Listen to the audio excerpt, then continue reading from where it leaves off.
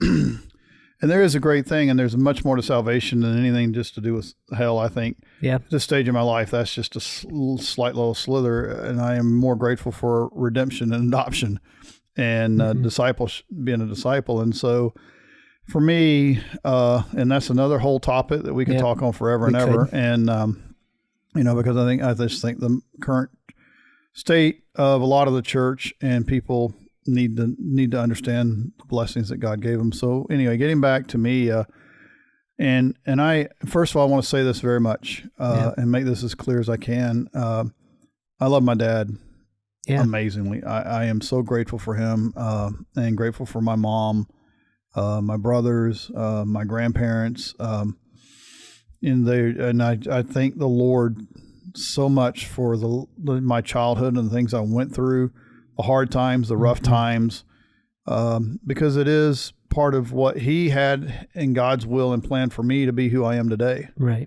And to be, and also to allow things into my life that had to be overcome, and so on and so forth, so that therefore ultimately it would help me and Mona to become more Christ-like, and we would learn to walk in faith and walk on and things of that nature, and walk and submit to His grace. But so I came out of a childhood that I was we were not very wealthy in any form of the fashion. We were on the other side of the tracks, but going to very wealthy schools. Started football when I was 6 years old, sports, all that kind of stuff. But I really went through a time, my mom was very sick just about my entire life.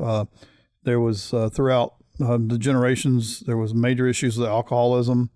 I've seen a lot of violent alcoholic things. I've drug abuse, not with my mom and dad, but my uncles and other people that had serious drug addictions, and my grandfather in prison, and my real grandfather, and just a lot of those things.